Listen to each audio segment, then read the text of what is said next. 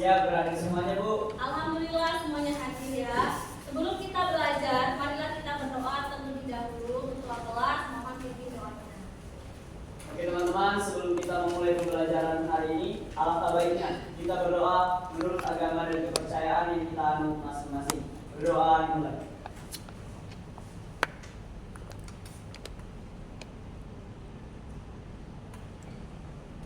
Berdoa selesai, kepada Ibu Guru beri salam. Selamat pagi, Bu. Selamat pagi semuanya. Gimana kabarnya hari ini? Baik, Bu. Bagaimana perasaannya hari ini? Baik. Moodnya juga baik? Baik. Ada yang sedih hari ini? Ada. Ada yang ngambek? Moodnya baik semua berarti ya. Alhamdulillah ya. Nah, sebelum kita belajar, marilah kita menyanyikan lagu nasional untuk meningkatkan rasa nasionalisme kita. Siapa yang bisa memimpin, Nak? Ya, terima kasih Aurel, silakan maju ke depan. Baik, teman-teman, silakan duduk.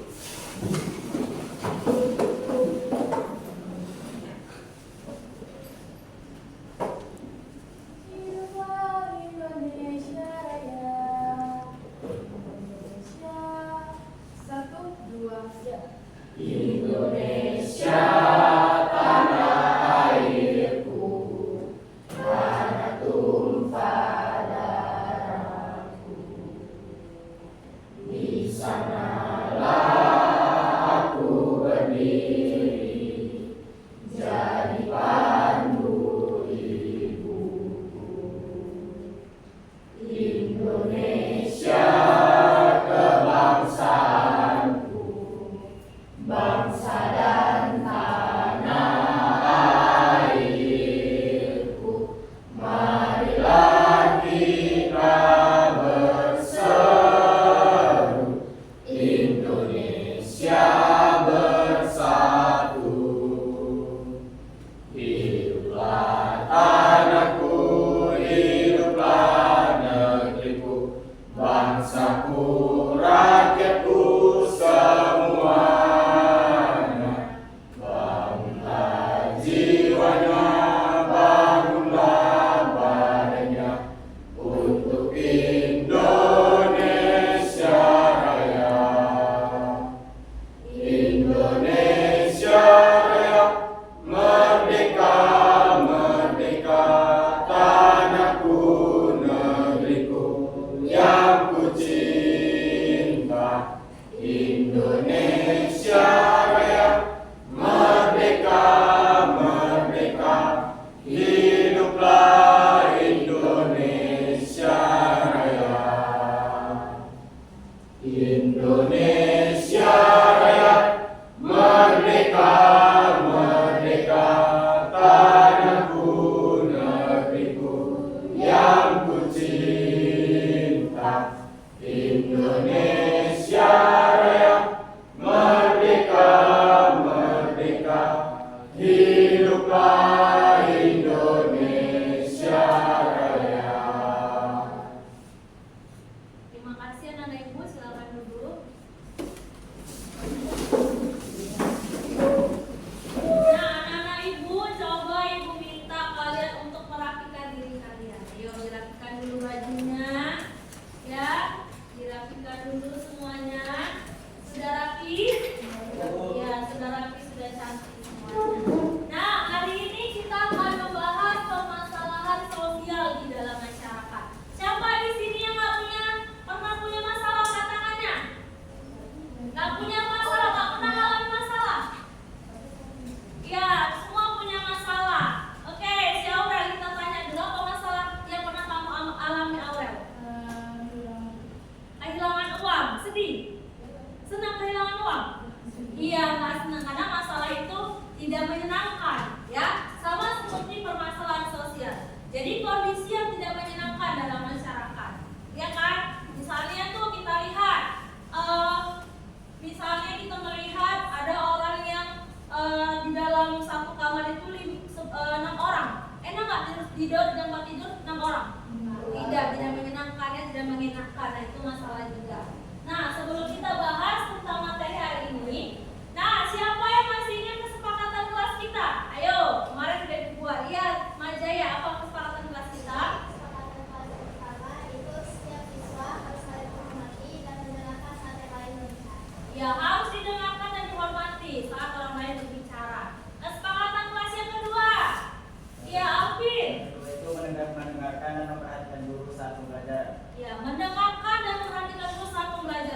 wajib ya. Kesepakatan kelas yang ketiga apa aja Ki? Kita harus menjaga kebersihan di kelas. Ya, kita harus menjaga kebersihan di kelas. Tengok sampah sekelilingnya dulu. Kalau ada sampahnya silakan dibuang. Ada nggak sampahnya? Sampah jajannya tidak ada? Ya, tidak ada ya. Nah, itu kesepakatan kelas kita. Oke. Hari ini kita bahas permasalahan sosial di dalam masyarakat. Ya, kalau tadi yang masalahnya si Aurel masalah sendiri atau pribadi ya. Nah, ini ada tujuan dari pembelajaran hari ini. Yang pertama, peserta didik memahami konsep permasalahan sosial. Ya, jadi kalian harus tahu permasalahan sosial itu apa, karena tidak semua masalah dikatakan masalah sosial. Ya, jadi ada ciri-ciri dari masalah sosial itu. Kemudian menganalisis penyebab terjadinya masalah sosial. Jadi masalah sosial itu ada faktor-faktor pendorongnya. Nah, jadi faktor pendorongnya menyebabkan masalah sosial. Yang berikutnya peserta didik memahami dampak ya. Karena masalah itu memberikan efeknya sama orang lain, maka ada dampaknya dan harus segera diatasi. Yaitu tujuan yang keempat, yaitu peserta didik memahami cara mengatasi masalah sosial yang terjadi. Jadi kalau kita sudah belajar masalah sosial, maka kita jadilah agen-agen perubahan yang mengurangi masalah-masalah sosial di dalam masyarakat. Dengan cara apa Bu? Dengan cara belajarlah sungguh-sungguh agar kamu punya pengetahuan, keterampilan yang nantinya kamu akan mudah mencari pekerjaan dan bisa mengurangi tingkat pengangguran di negara kita. Ya, misalnya kamu buka usaha, kamu jadi pengusaha, kamu membuka lapangan pekerjaan, nah itu akan mengurangi tingkat pengangguran di negara kita. Nah, ini ada apa lagi ya? Oke, ini ada gambar nih. Nah, itu tayangkan dua gambar. Ada gambar A sama gambar B. Nah, ibu mau tanya nih, gambar A sama B sama isinya? Tidak sama isinya. Kalau begitu apa sih kira-kira isi gambar A dan gambar B? Ayo ibu mau tanya. Iya, apa isinya nak? Gambar A itu terlihat sedang mengalami stres karena tidak semuanya. Kalau yang gambar B itu dia terdapat beberapa orang yang sedang beristirahat di jalanan, mereka nggak memiliki tanggung jawab. Iya, benar sekali. Jadi kalau gitu A dan B berbeda. Lalu apakah yang A itu dikatakan masalah sosial? Tidak. Apakah yang B dikatakan masalah sosial? Iya. Iya. Nah, jadi masalah itu memang harus segera diatasi, tapi kita lihat mana yang lebih parah cara mengatasinya. Kalau yang A itu masalahnya pribadi. Jadi orang itu harus membuat atau mengatur memanage waktunya bagaimana caranya pekerjaan itu bisa diselesaikan dengan waktu yang tepat. Ya, berarti dia tidak boleh menunda-nunda pekerjaan. Harus segera diselesaikan kalau tugasnya banyak. Sama kayak anak-anak ibu. Ibu kasih tugas nih. Nah, tugasnya menumpuk Bu, bukan hanya ibu aja kasih banyak dulu. Nah, berarti kan harus bisa memanage waktu bagaimana caranya karena bisa menyelesaikan semua tugas yang diberikan oleh guru-guru di sekolah. Kalau yang B ini memang permasalahan sosial ya. Nah, ini adalah permasalahan sosial yang sering kita jumpai dalam masyarakat. Ya, kalau kita misalnya jalan-jalan ke kota itu banyak orang gelandangan, nggak punya rumah, tidurnya di depan ruko. Nah, ini adalah permasalahan sosial ya yang harus diselesaikan oleh pemerintah kita agar seluruh masyarakat itu bisa merasakan hidup yang layak. Ya, sama yang layak. Karena pemerintah itu memiliki peran ya mensejahterakan seluruh masyarakatnya. Keadilan sosial bagi seluruh rakyat Indonesia. Yang berikutnya, ibu ada sebuah video. Anak-anak ibu simak videonya, kemudian nanti ceritakan isi dari video tersebut ya.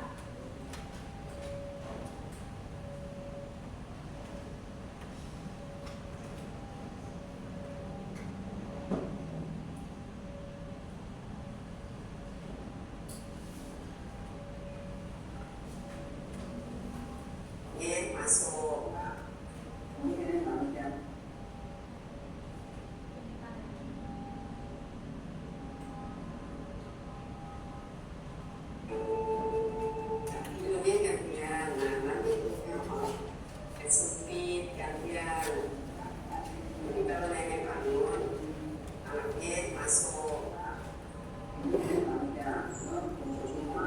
Anaknya deh, dia, nah, hijau.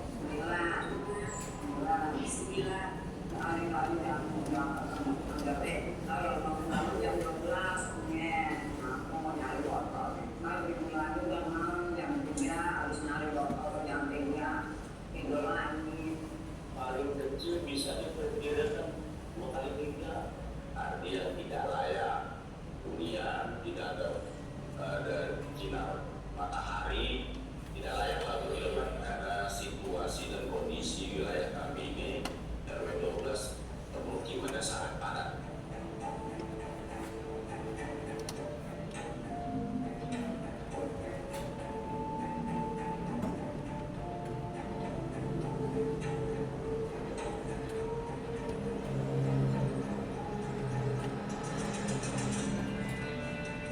Nama saya Bukhari, menjadi RW dari tahun 2013 dan saya artinya memimpin dari 11 RT di wilayah RW 012 Kelurahan Tanah Tinggi, Kecamatan Johar Baru. Di RW 012 ini ada 1.400 kakak. 1.400 kakak, 2.500 jiwa. Pendapatan warga kami itu ya dagang, usaha, dagang-dagang di pinggir jalan ini, buka usaha warung, termasuk juga yaitu jaga-jaga. Bahkan ada beberapa warga kami itu ya dia mencari nilai tambah dengan bayaran demo, bayaran. Artinya gini, kalau ada kegiatan masa koordinir, dua tahun ini pada kumpul mau berangkat ke demo ya. Istilahnya kita selaku RW ya mau diapakan karena dia kumpul ini yaitu dia bahkan ada mereka sendiri bilang lumayan Pak, walaupun dipotong koordinator lumayan dari 50 dapat karena saya kumpul plastik itu berat-berat mendapat 3 kilo 15.000 ya ini sebagainya. Warga kami ini ibaratnya hidup mama dari penjual mengumpul plastik bahkan sampai mengamen, dan ini pernah juga terjadi. Artinya saya sering menangani warga kami yang tertangkap dengan sapo ya. Artinya saya selalu RW untuk melalui warga memohon agar dijembatani lah untuk dibebaskan karena hanya itu kemampuan dia berjual beli atau mendapatkan pendapatan itu. Artinya banyak masih penduduk warga kami khususnya Kelurahan Tanah Tinggi masih yang artinya didominasi dengan warga yang tidak mampu, artinya secara perekonomian. Kalau tahun lalu saya sempat bahkan saya lahir di sini, besar di sini, artinya zaman seusia saya dan sendiri pernah ikut juga. Cuman ada beberapa ya namanya anak pulau labil ikut orang itu aja, arti ikut-ikutan. Ada yang tahu dan sebelah, ya itu adalah beberapa. Cuma mereka nggak tahu mau ngapain itu, nggak ada kerjaan itu dia. Apakah pekerjaan itu? Ya inilah situasi. Kalau kita melihat sejarah lagi Tanah Tinggi itu ibaratnya tuh ya semua tahu saya itu di blacklist itu orang. Bahkan tetap kerja mana KTP Tanah Tinggi. Jadi hati ini sebenarnya nggak tahu lah Tanah Tinggi.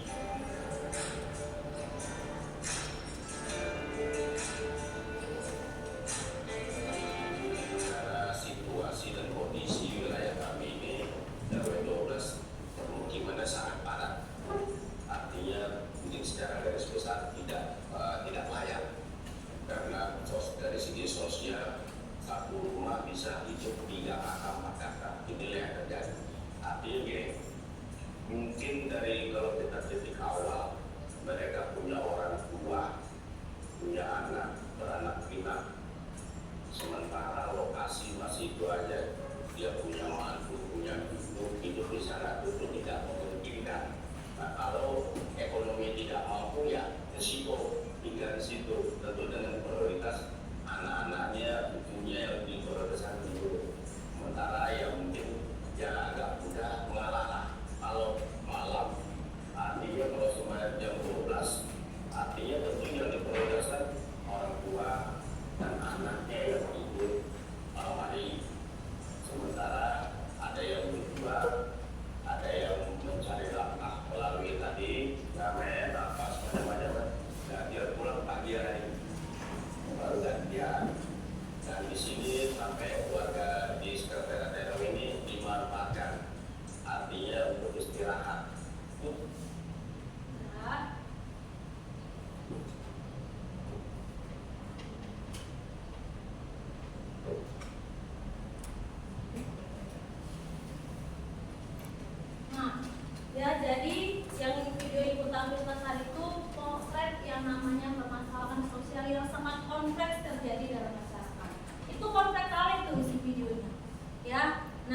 Kira-kira apa isi videonya yang bisa kalian tangkap? Ayo, siapa yang bisa kasih argumen? Oke, Habibi.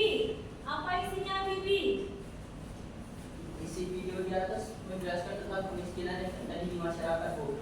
Karena bisa dilihat di video tersebut, untuk tidur saja masyarakat harus berganti-gantian atau bersif-sifan. Ya, terima kasih Habibi. Ada lagi yang menanggapi? Ada lagi? Ya, silakan Rizky Aditya. Sama seperti yang Bibi tadi, Bu, tapi di sisi lain juga dikatakan bahwa di video tersebut terjadi permasalahan sosial yang sampai ada istilah tawuran dan daerah tersebut didiskriminasi oleh Polda setempat. Jika dianalisis menurut sejarahnya, karena tingkat itu tadi, Bu, tingkat sumber daya manusianya yang jauh, bisa dikategorikan jauh dari edukasi yang positif. Ya, terima kasih ya.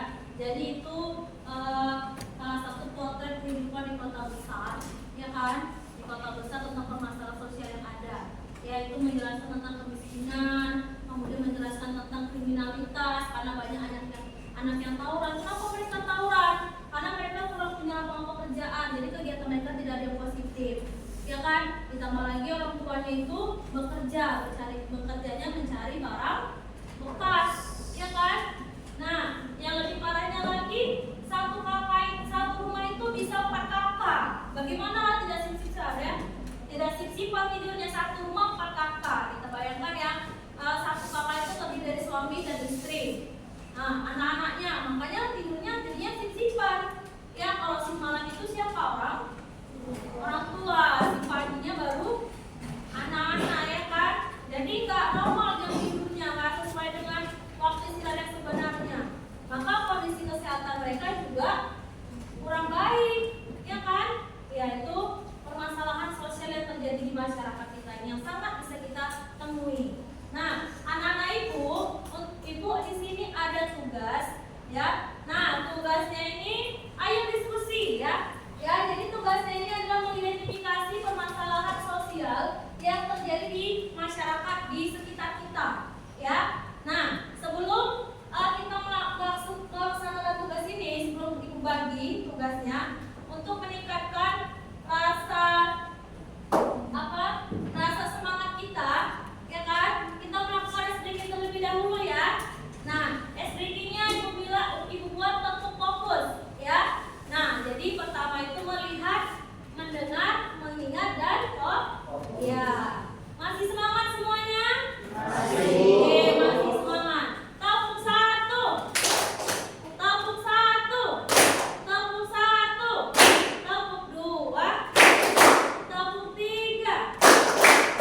Tepuk fokus. Melihat, mendengar, mengingat, fokus. Ya, fokus ya. Ibu bagikan lembar soalnya ya. Kelompok 1 mana? Oke, sebelum Ibu bagikan, Ibu meminta anak-anak Ibu untuk membentuk kelompok, ya. Kelompok yang sudah Ibu sepakati bersama, ya. Kelompok yang sudah Ibu buat. Silakan kalian bergabung ke kelompok kalian, ya, yang sudah ditentukan.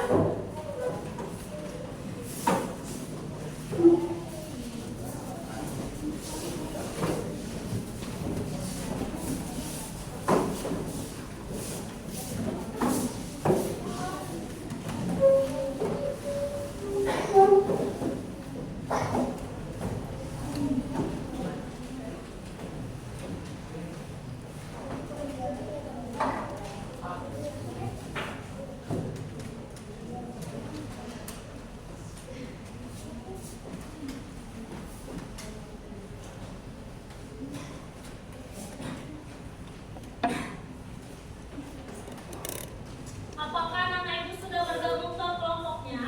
Sudah, Bu. Sudah. Nah, jadi anak-anak Ibu, tujuan kalian mengerjakan tugas ini adalah supaya kalian dapat memahami bentuk-bentuk permasalahan sosial yang ada yang terjadi dalam masyarakat. Kemudian kalian mengidentifikasi faktor apa saja yang menyebabkan permasalahan sosial tersebut dari gambar ini. Kemudian kalian memberikan solusi pemecahannya, ya. Nah, cara pengerjaannya, kalian bisa membuka buku paket nanti di halaman 93. Coba buka bukunya dulu ya. Buku paket 93.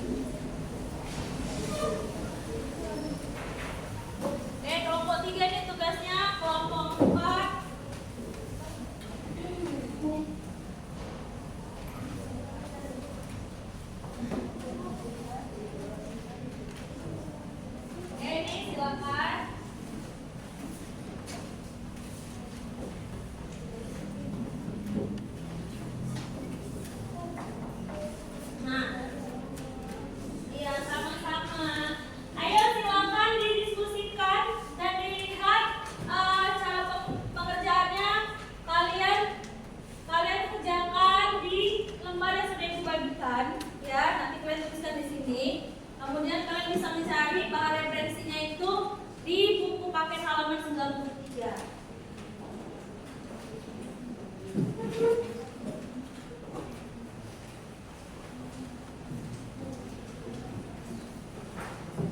Oke, silakan diskusikan ya.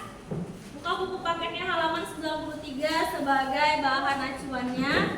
Ya, silakan diskusi.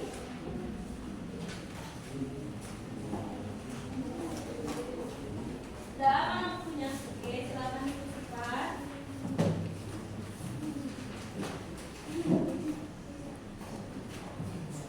Namanya diskusikan buku paket halaman 93 pada materi.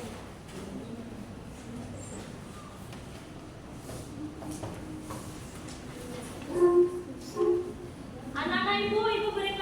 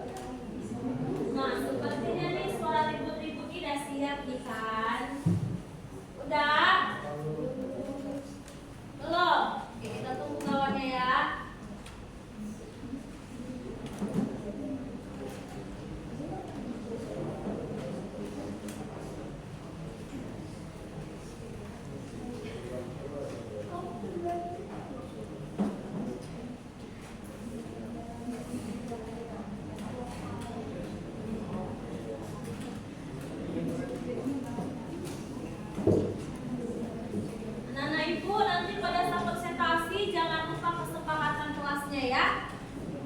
Mendengarkan saat orang lain berbicara.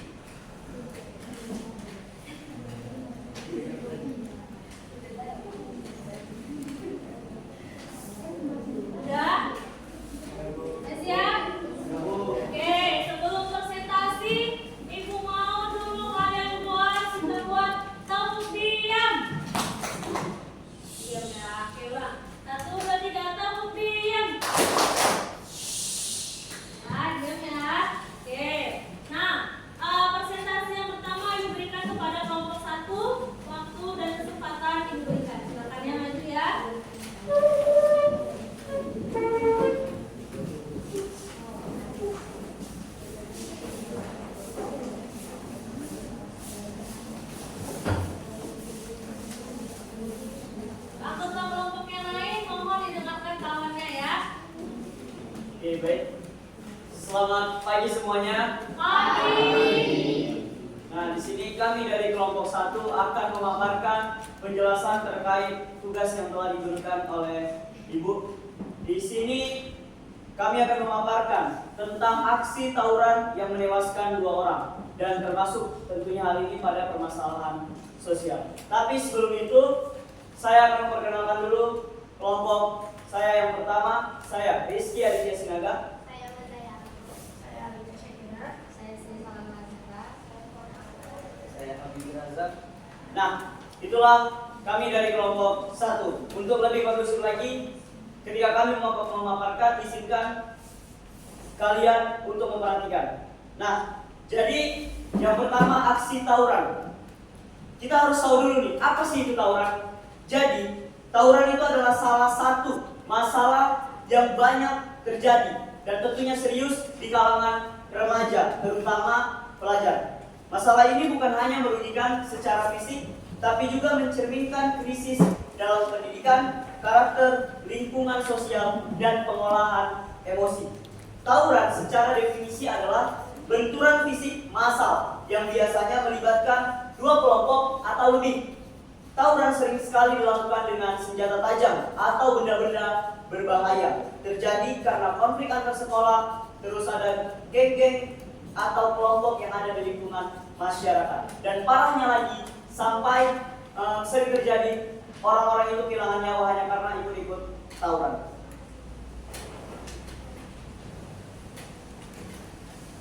Oke, untuk pertanyaan itu ada 2.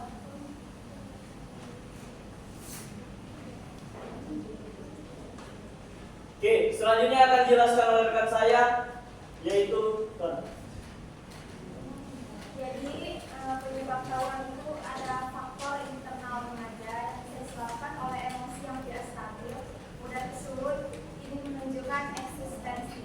Yang kedua itu adanya kurangnya pendidikan karakter, minimnya pendidikan moral dan kontrol sosial dari sekolah bisa membentuk karakter yang kurang baik kepada remaja. Yang ketiga adalah lingkungan sosial yang mendukung kekerasan. Karakter yang dimiliki seorang anak selalu dipengaruhi oleh tempat mereka lahir dan tumbuh. Yang keempat itu ada pengaruh geng atau senioritas. Tekanan teman sebaya dan budaya senior junior bisa menyebabkan remaja memaksakan dirinya untuk ikut tawuran. Oke, selanjutnya akan dijelaskan lagi oleh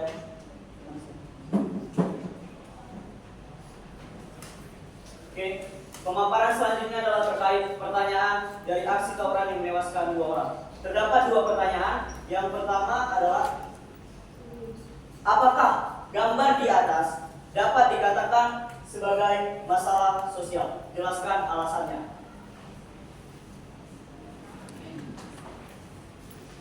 Menurut saya, gambar di atas menunjukkan permasalahan sosial yang disebabkan oleh tindakan mereka yang memberikan dampak negatif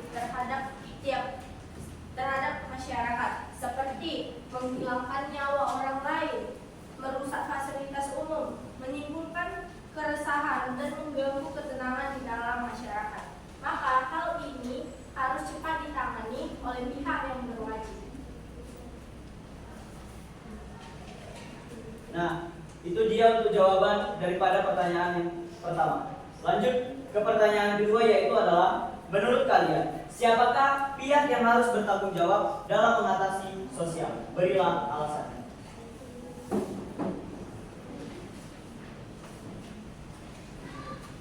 Nah, Adi, boleh bantu nggak tentang ini? Kenapa awalnya ya? menurut pendapat kami, banyak pihak yang terlibat dalam menangani masalah tawuran, mulai dari keluarga, pemerintah, dan masyarakat. Semua pihak harus bekerjasama dalam menangani masalah tawuran. Keluarga yang harmonis, menanamkan aturan agama kuat, memberikan perhatian dan dikasih. Nah, itulah dia teman-teman penjelasan terkait 2 pertanyaan yang ada. Nah, jadi kesimpulannya teman-teman, bahwa tawuran ini merupakan salah satu konflik sosial yang cukup bisa kita katakan serius. Karena apa? Karena melibatkan nyawa, di mana kelompok-kelompok pelakunya adalah kita, kalangan pelajar. Karena apa? Kurangnya edukasi dari pemerintah setempat, dari orang tua, ataupun yang lain. Faktor lingkungan itu sangat mempengaruhi bagaimana kita dapat beradaptasi dengan lingkungan. Jika lingkungan itu kotor, maka kita akan terikut. Tapi kembali lagi ke SDM masing-masing. Jika kita menganggap itu hal negatif, maka kita tidak akan sepantasnya untuk mengikuti hal tersebut. Yang jelas di sini, marilah kita sebagai agen-agen perubahan yang ada, kitalah penggerak teman-teman yang lain untuk tidak mengikuti hal-hal tersebut. Karena apa? Selain berbahaya, juga dapat merenggut nyawa dan sangat berpengaruh ke faktor lingkungan sekitar. Mungkin itu presentasi atau penjelasan dari kami kelompok 1. Sekian dan terima kasih. Oh iya, sebelum itu ada yang mau dipertanyakan terkait?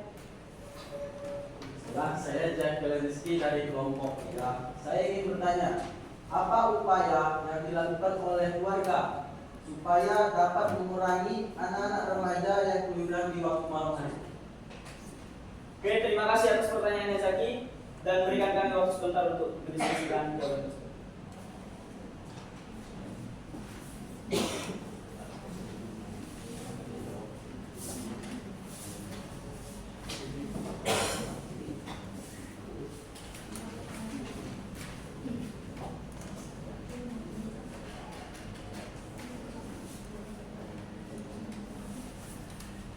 Oke, kembali perhatiannya. Di sini kami akan menjawab pertanyaan dari Zaki.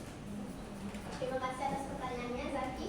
Nah, di sini saya akan mengambil kelompok saya untuk menjawab pertanyaan dari Zaki. Nah, menurut kami, cara untuk mengurangi anak remaja agar tidak keluyuran saat malam hari adalah dengan menciptakan suasana rumah yang nyaman. Dalam artian, bisa menciptakan komunikasi terbuka 2 arah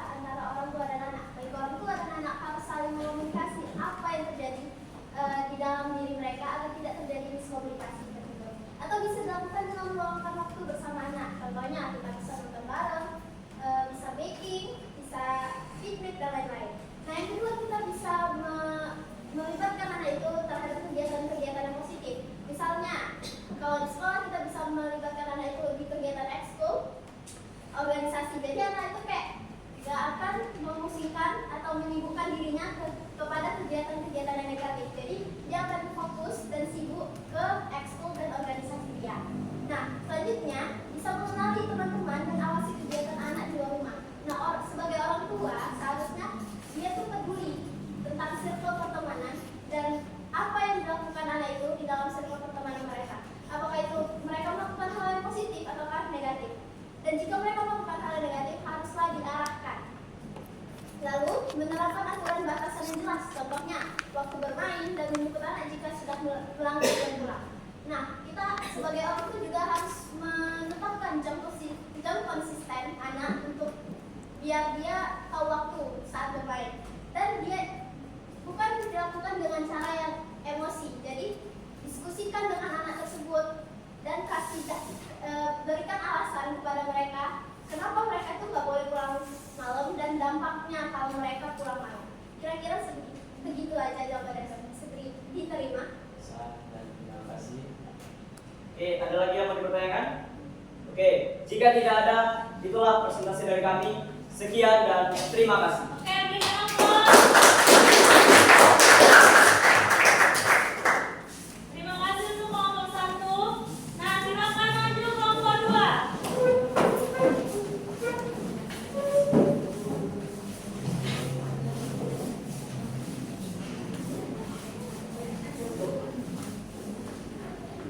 Baik, selamat pagi semuanya. Jadi kami kelompok 2 kami akan memaparkan hasil diskusi kami tentang menganalisis studi kasusnya menggambarkan masalah sosial di masyarakat yaitu kemiskinan. Sebelum kami memaparkan hasil diskusi kami, izinkan kami memperkenalkan nama kami. Nama saya Aurelia Juliana Sidor, selaku moderator. Nama saya Aisyah. Saya Raihan Solusi Novara, dari Gabriel dulu. Dan langsung saja kami akan memaparkan hasil dari diskusi kami. Dari pertanyaan pertama, apakah gambar di atas dapat dikatakan sebagai masalah sosial? Jelaskan alasannya. Gambar di atas sangat jelas menunjukkan kemiskinan yang terjadi pada masyarakat karena memiliki dampak luas pada individu, masyarakat, negara. Kemiskinan menyebabkan kesulitan individu dalam memenuhi kebutuhan dasar seperti memenuhi kebutuhan pokok, makanan, pakaian, dan tempat tinggal. Oleh karena itu, kemiskinan harus diatasi untuk menciptakan masyarakat adil, stabil, dan sejahtera. Baik, terima kasih Aisyah. Selanjutnya pertanyaan kedua. Menurut kalian, siapa pihak yang harus bertanggung jawab dalam mengatasi masalah sosial? Berikan alasannya. Nah, menurut kami, penanggulangan kemiskinan harus melibat berbagai pihak, mulai dari pemerintah pusat dan pemerintah daerah yang memiliki kunci dalam merumuskan kebijakan dan program penanggulangan kemiskinan. Pemerintah dalam merumuskan kebijakan kemiskinan terencana dan sistematis dalam program kemiskinan tepat sasaran, seperti pemerintah memberikan BLT kepada masyarakat miskin untuk mengurangi kemiskinan. Baik, terima kasih Renat. Jadi itu saja yang bisa kami paparkan dari hasil diskusi kami. Jika teman-teman ada yang ingin ditanya atau yang tidak diketahui, bisa saya. Oke, apa kamu pengen bertanya? Ya, silakan Bang. Perkenalkan, saya Evander dari kelompok 4. Saya ingin bertanya, bagaimana cara mengurangi kemiskinan di Indonesia? Baik, izinkan kami untuk menjawab pertanyaan. Oke, bentar ya.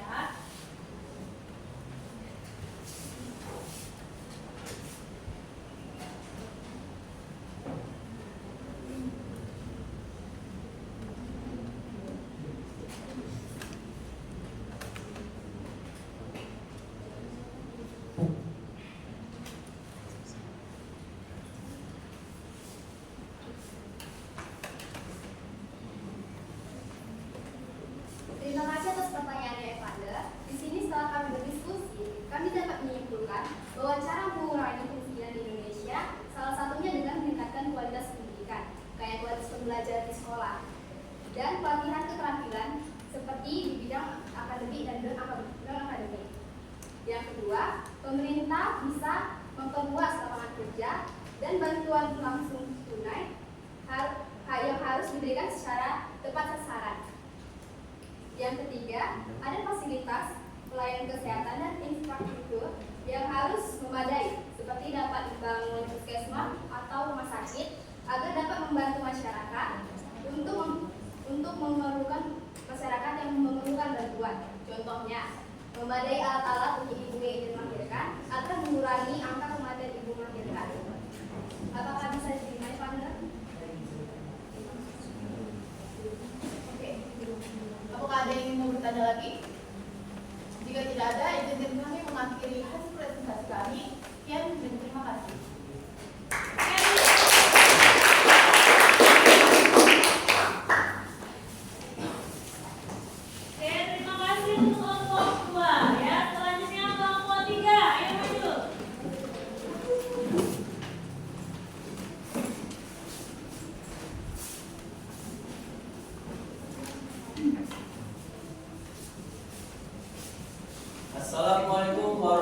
warahmatullahi wabarakatuh. Waalaikumsalam warahmatullahi wabarakatuh. Selamat pagi teman-teman.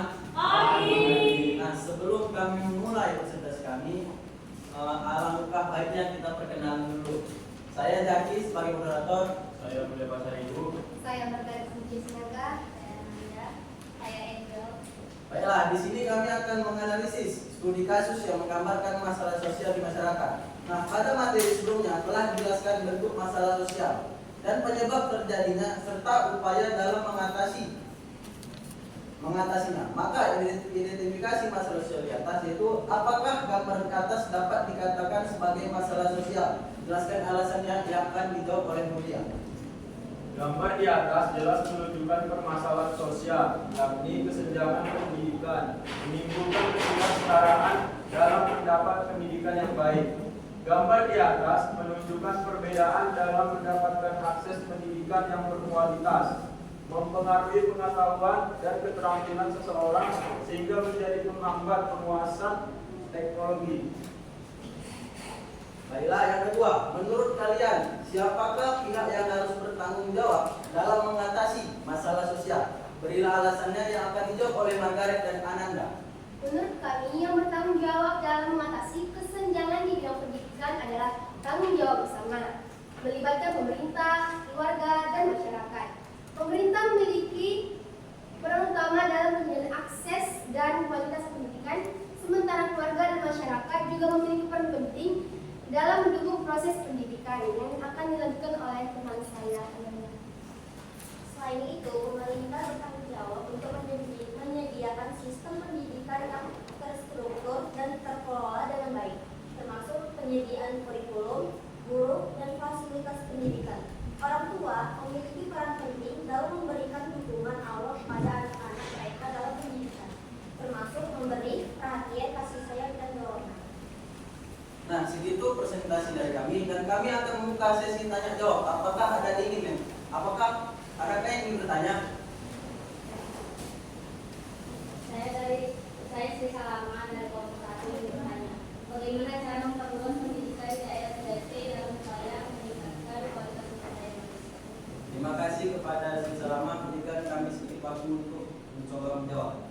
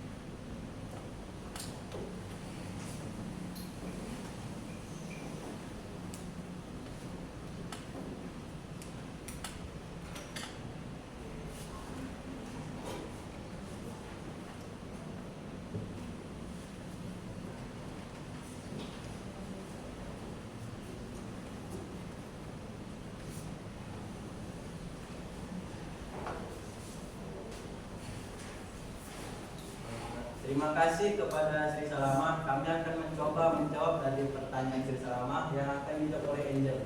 Oke, di sini saya akan menjawab pertanyaan dari Sri Salama, yaitu untuk memperluas pendidikan di daerah 3T, terdepan, terluar, tertinggal, dan meningkatkan kualitas sumber daya manusia. Beberapa strategi yang dapat dilakukan antara lain meningkatkan infrastruktur pendidikan, pemerataan distribusi guru dan intensif khusus, penyediaan beasiswa dan bantuan finansial, pemanfaatan teknologi dalam pembelajaran, serta kolaborasi antara pemerintah, swasta, dan masyarakat. Demikian dari jawaban dari kelompok kami. Segitu saja presentasi dari kami. Kami ucapkan terima kasih. Kasih aplaus. Nah, berarti tinggal satu kelompok lagi. Ayo, jangan mau kalah kelompok 4.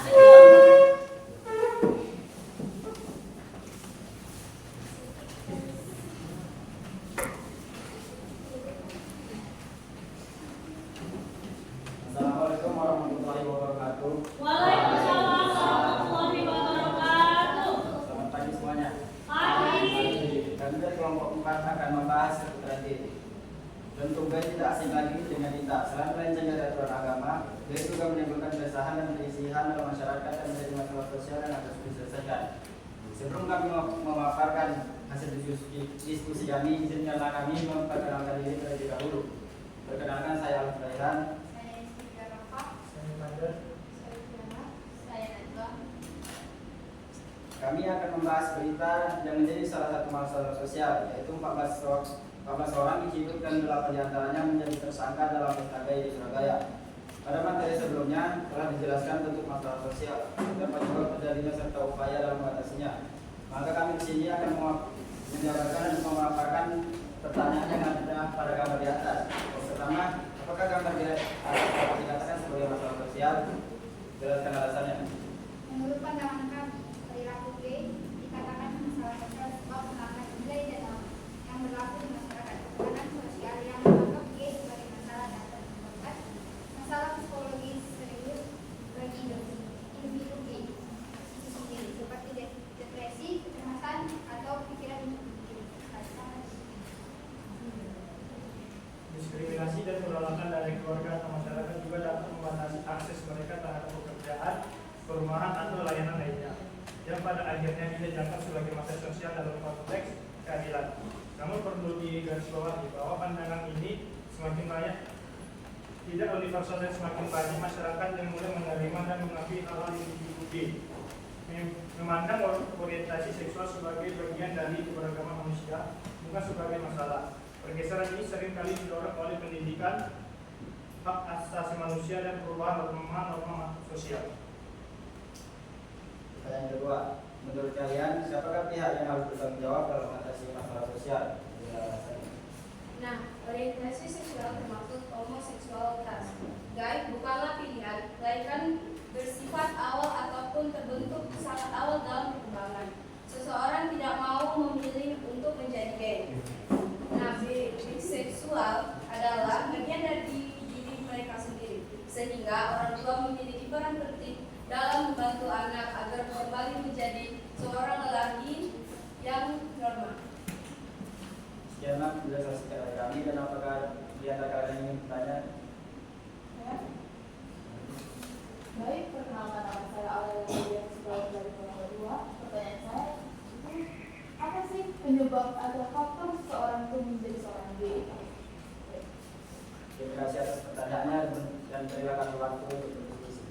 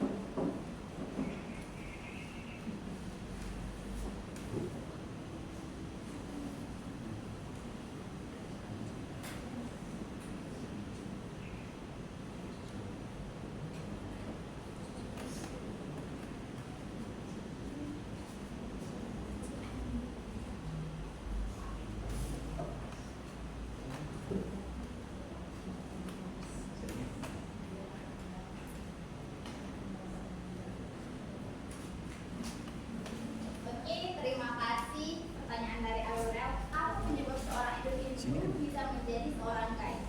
Yang pertama itu faktor biologis. Dia ada peningkatan hormon atau hormon berlebihan kan. Dan itu yang kedua genetik atau keturunan, kaitan antara genetik dan orientasi seksual. Yang ketiga itu hormon, ketidakstabilan hormon menyebabkan mempengaruhi perkembangan orientasi seksual. Itu pengalaman traumatis. Kalau dia jadi korban seorang gay itu bisa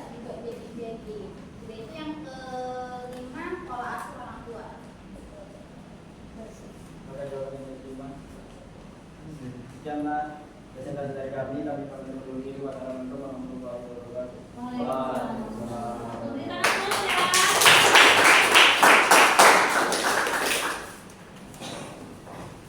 Ya, jadi semua anak ibu sudah mempresentasikan tugas yang ibu berikan.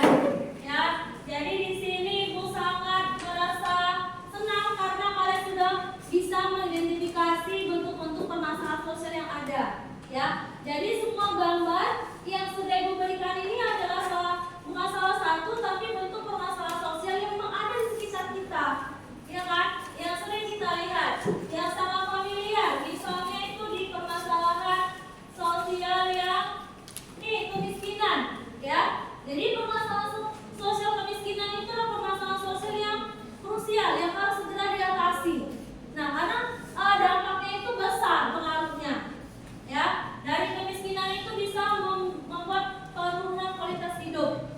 Ya, kita bayangkan kan, orang yang memiliki pendapatan yang rendah pasti itu akan berpengaruh terhadap tingkat pendidikannya. Dia susah untuk bersekolah, aksesnya untuk bersekolah, kemudian akses kesehatan itu sangat mempengaruhi. Nah, jadi semua yang dipresentasikan itu sudah ibu masuk kategori sudah memahami, ya. Jadi anak-anak ibu sudah bisa memahami konsep dari permasalahan sosial yang ada, kemudian sudah bisa mengidentifikasi akar permasalahan dan memberikan solusinya. Nah, mari kita melakukan tepuk apresiasi karena keberhasilan kita dalam melakukan presentasi, ya. Tepuk apresiasinya itu adalah tepuk wow, keren, ya. Oke, bisa?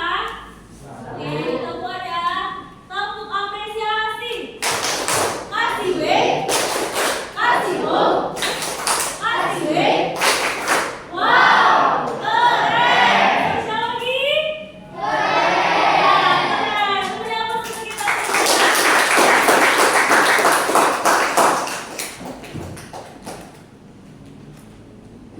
Nah, jadi sedikit ibu jelaskan tentang masalah sosial, ya. Nah, jadi menurut Saudara Suwanto, masyarakat sosial itu merupakan ketidaksesuaian antara unsur-unsur kebudayaan atau masyarakat yang membahayakan kehidupan sosial. Jadi masalah sosial itu membahayakan. Coba kalau tidak kita tanggulangi masalah tawuran, tidak ada penyelesaiannya, dibiarkan, apa yang terjadi? Keresahan tidak? Keresahan. Bahkan kalian pulang sekolah itu nanti merasa resah karena di mana-mana tawuran. Ya, jadi masalah tawuran itu meresahkan, maka harus segera ditindaklanjuti, ya. Nah, kemudian masalah sosial itu timbul di masyarakat dan harus dicari solusi. Iya, permasalahannya harus kita cari solusinya, ya. Untuk apa dicari solusinya? Agar kehidupan itu tentram, tenang, tertiban sosial itu bisa terlaksana. Lalu apakah faktor yang menyebabkan terjadinya masalah sosial? Nah, ini mau kita diskusikan nih. Kira-kira apa sih faktor menyebabkan terjadinya masalah sosial? Itu ada faktor ekonomi, sosial, biologis, dan faktor psikologis. Nah, yang bahas kemiskinan tadi siapa? Iya. Jadi bahas kemiskinan itu adalah faktor disebabkan karena ekonomi, ketidakmampuan kita dalam memenuhi kebutuhan.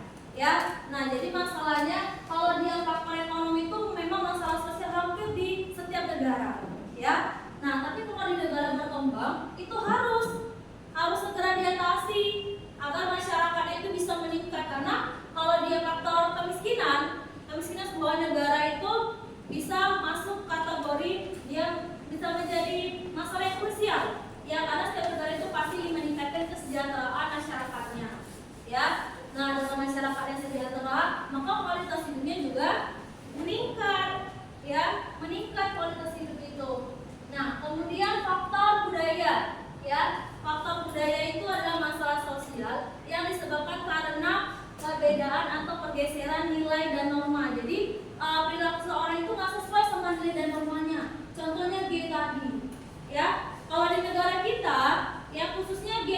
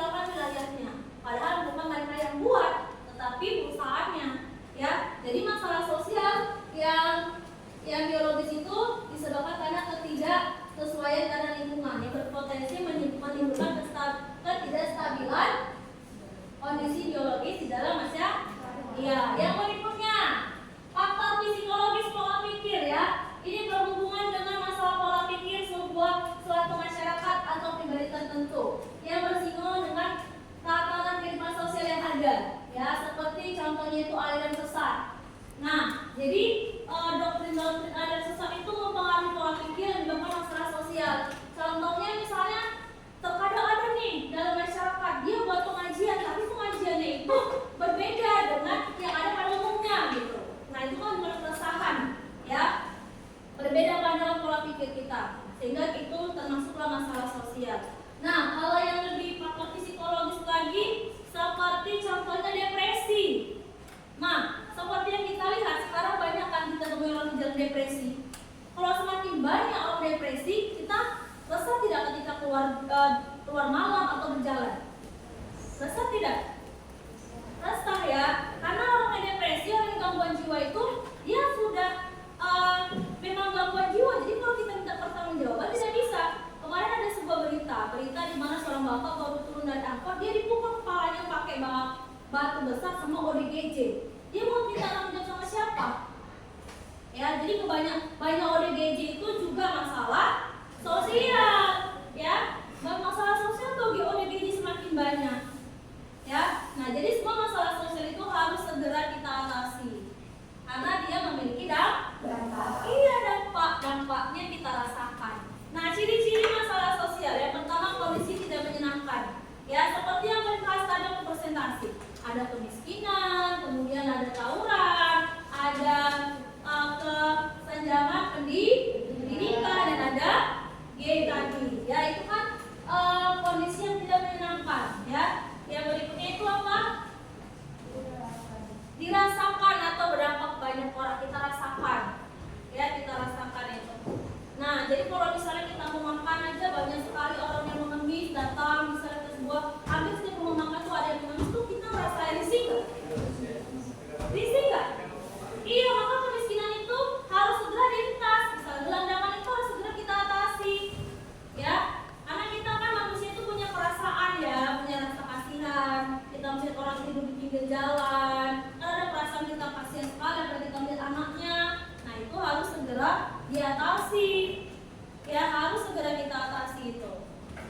Nah yang berikutnya itu adalah bertentangan dengan nilai dan iya, contohnya perilaku gay tadi. Kan bertentangan tidak gay itu? Bertentangan. Kenapa bertentangan? Karena tidak sesuai dengan dharmanya. Pasangan laki-laki adalah perempuan. Pasangan laki-laki adalah perempuan. Nah, yang berikutnya itu masalah sosial itu ada ciri-cirinya, ya. Yang pertama ada dampaknya, ya. Jadi ada dampak masalah sosial. Yang pertama apa? Iya, menurun kualitas hidup itu menurun. Contohnya kemiskinan, kualitas hidupnya menurun, pemikirannya juga menurun, nggak sama pola pikirnya, ya. Jadi itu ada dampaknya yang harus kita atasi.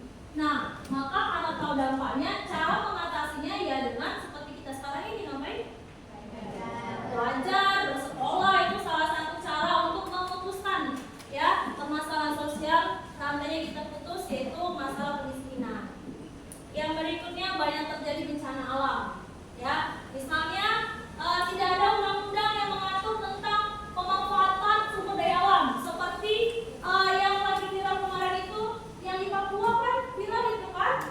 Nah, jadi kalau misalnya tidak ada undang-undangnya nanti bisa rusak itu terumbu karang di Papua yang Raja Ampat itu. Kan banyak orang yang memberikan apresiasi, menolak kebijakan hilirisasi timah, ya. Di sana kan ditolak, akhirnya sekarang tidak lagi dibuat, ya. Nah, karena itu bisa merusak alam, maka akan banyak kondisi bencana-bencana alam seperti banjir. Ya, kalau kita nggak punya kesadaran nih, kita buang sampah sembarangan, bisa nggak terjadi banjir?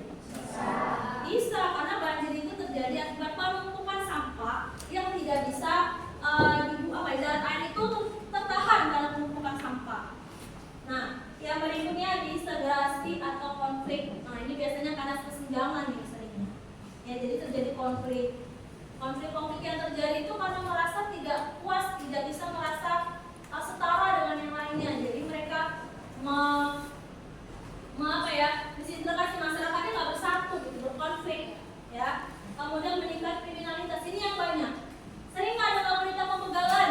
Iya, begal itu ngapain mereka? Merampok kan? Cari apa mereka? Cari duit.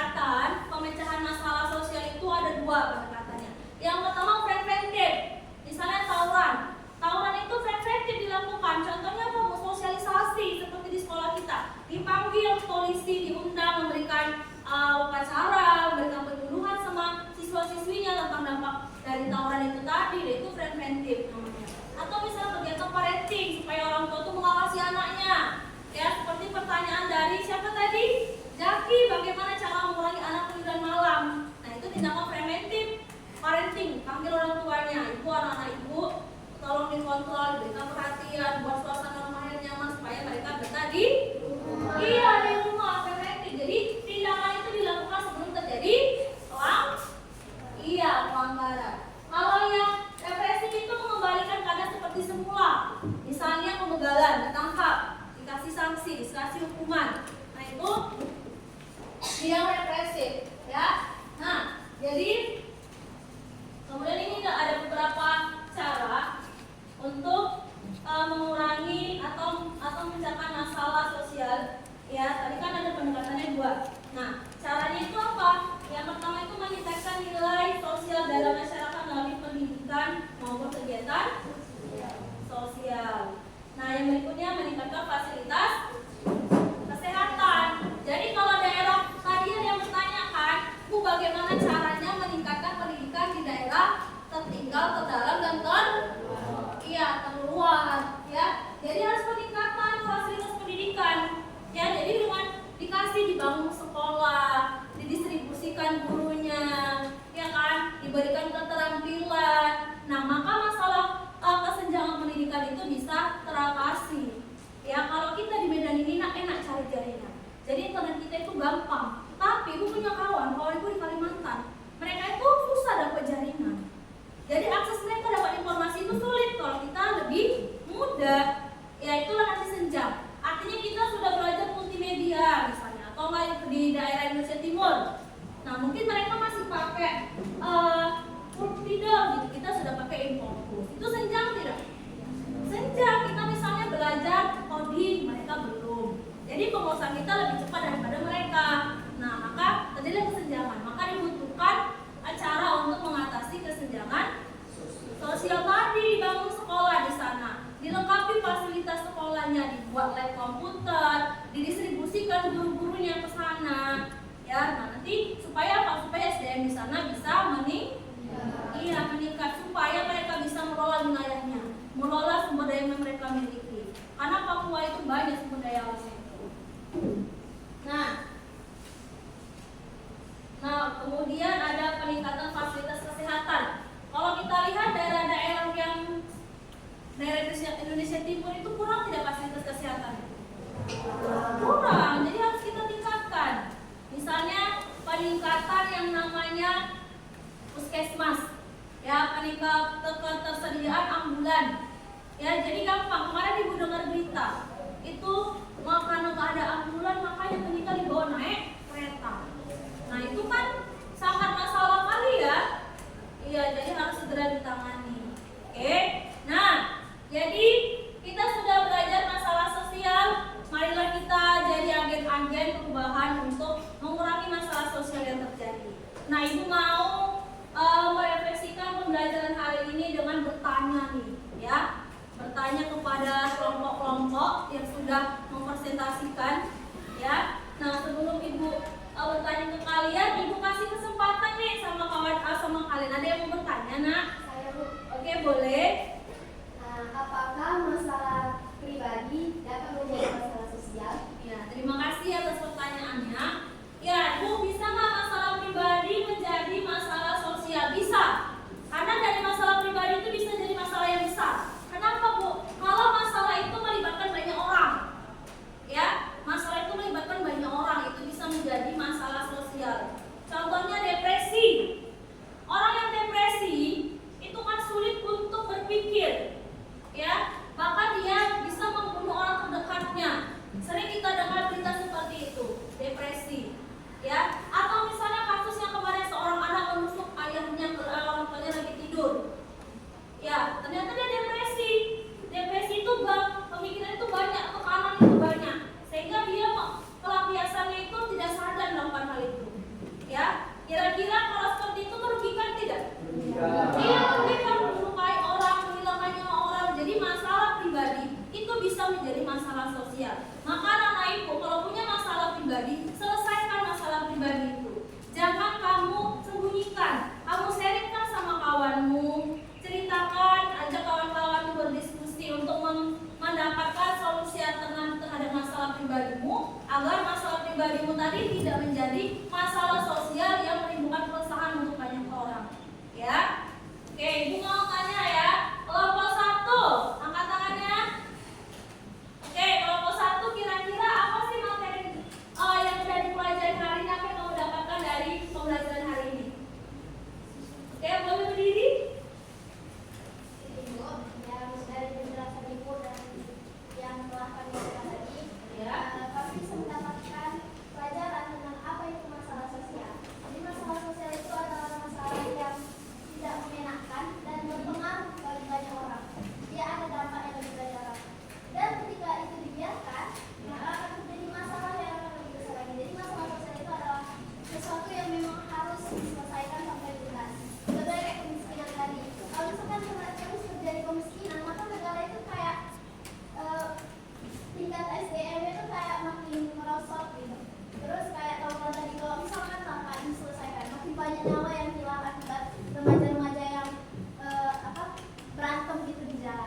terus kayak yang kesenjangan pendidikan tadi. Berarti kan SDM-nya itu nggak merata di seluruh Indonesia gitu. Terus dampaknya juga, jika tidak diselesaikan maka akan terjadi banyak dampak-dampak yang makin sulit kalau untuk dibiarkan gitu aja. Oke, terima kasih. Beri aplaus untuk kelompok 1. Nah, kelompok 2. Nah, setiap kelompok ini harus menceritakan apa yang didapatkan dari pembelajaran hari ini. Oke, silakan kelompok 2. Oke, silakan berdiri, Iman. Jadi Bu, seperti contoh yang dibilang Mbak Dia sebelumnya, contoh masalah sosial itu ada seperti yang bebas tadi, kemiskinan. Jadi kemiskinan itu merupakan contoh masalah sosial yang berdampak dan mengganggu masyarakat pada umumnya. Jadi kita melihat masyarakat miskin itu di pinggir-pinggir jalan, kan kita sangat risih kan Bu. Jadi seharusnya pemerintah harus memberikan lapangan pekerjaan yang sebanyak-banyaknya untuk masyarakat dan memberikan bantuan langsung tunai itu harus tepat sasaran Bu pada setiap masyarakat. Oke, terima kasih ya. Jadi kurang dulu ya Iman ya. Ya, terima kasih ya Iman ya. Jadi benar ya. Jadi pemerintah memang selalu berusaha untuk mengatasi permasalahan sosial khususnya kemiskinan. Nah, mungkin programnya bagus tapi memberikannya itu masih meleset lebih tepat ya. Jadi harus lebih tepat agar lebih berdampak lagi sama masyarakatnya. Ya, dan masyarakat juga harus diedukasi, jangan hanya maunya menerima aja. Ya, harus juga berusaha untuk bisa berdiri sendiri, ya kan? Oke, kelompok 3. Ya, oke, kelompok 3.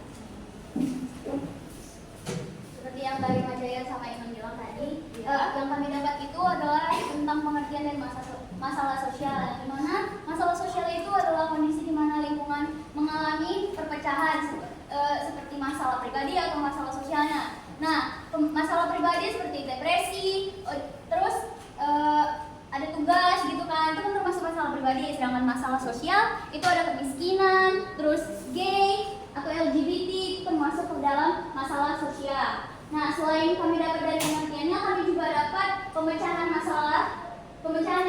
masalah sosial yang ada terbagi dua. Pertama ada pendekatan preventif, yang dimana itu tindakan atau upaya pencegahan agar gejala dan penyebab masalah sosial tidak terjadi, seperti edukasi kepada masyarakat atau parentingnya kepada orang tua kepada anak-anaknya supaya tidak melakukan tindakan seperti kriminalitas atau tindakan yang malas untuk belajar seperti itu.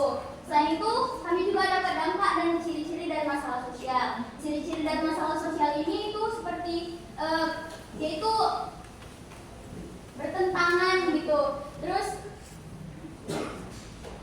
seperti itu, terus ada dampaknya seperti kriminalitas, terus nanti penurunan kualitas hidup seperti kalau misalnya dari faktor ekonomi, dari kemiskinan, atau bisa penurunan kualitas hidup seperti sumber daya manusianya semakin berkurang karena ada yang menikah segender, pacaran segender seperti itu.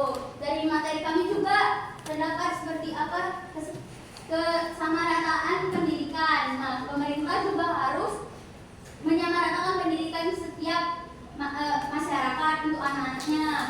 Jadi ada sekolahnya itu harus kayak untuk semuanya, nggak hanya untuk orang yang memiliki ekonomi yang tinggi aja, tetapi orang yang pedalaman juga harus dapat seperti itu.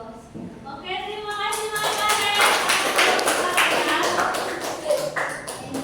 Oke, nah sekarang kelompok yang terakhir. Ayo, jangan mau kalah. Ayo, siapa?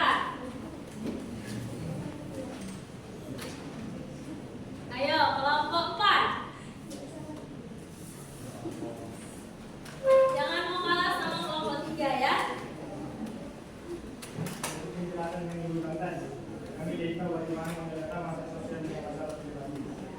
Masalah sosial itu seperti kurangnya pendekatan kepada orang tua, adanya tekanan dalam pekerjaan maupun dalam mengerjakan pekerjaan yang ada. Lalu kedua itu seperti kehilangan mata pencarian, seperti terjadinya pergeseran seperti bangunan pabrik yang geser sawah-sawah segala macam, dan juga kami sadar bahwasanya masalah sosial itu adalah masalah yang sangat sulit untuk dirubah, dan kami menyadari bahwasanya pendidikanlah yang bisa menyelesaikan masalah-masalah sosial yang ada. Terima kasih.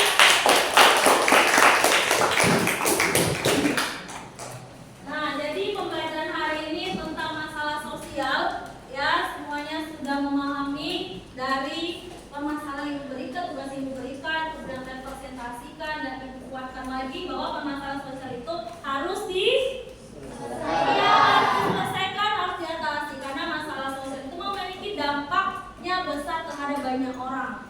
Ya, jadi kondisi itu harus kita selesaikan karena kita ingin yang namanya hidup ini damai, tentram, bahagia, ya kan? Makanya harus diselesaikan. Nah, anak ibu, sebelum kita mengakhiri pembelajaran hari ini, kita ice breaking dulu yuk. Ya, ice breakingnya tepuk cinta ya, bisa? Nah, jadi ada cinta kecil, cinta sedang, cinta besar, sama cinta. Oke, semuanya bisa? 1, 2, 3. Tepuk cinta. Cinta kecil, cinta sedang, cinta besar, cinta semua. Nah, anak ibu akan memberikan tugas di rumah. Ya, tugas di rumahnya buka buku paketnya halaman 112 ya. Halaman 112 itu ada 10 soal pilihan berganda. Kalian kerjakan di rumah. Kemudian ada juga soal uraiannya, bisa kalian kerjakan di rumah ya. Nah, yang di bawahnya itu ada buat poster. Ya, posternya itu tentang cara mengurangi masalah sosial. Jadi kalian buat posternya yang bagus, bagaimana cara mengurangi masalah sosial. Nah, tapi kalian harus buat dulu. Misalnya kalian buat dulu nanti di posternya, coba dicatat. Ya. Membuat poster penyelesaian masalah sosial. Membuat poster penyelesaian masalah sosial. Yang pertama, carilah gambar tentang masalah sosial. Carilah gambar tentang masalah sosial ataupun berita ya, ataupun berita. Kemudian identifikasi faktor penyebabnya, dan berikan solusi pemecahannya.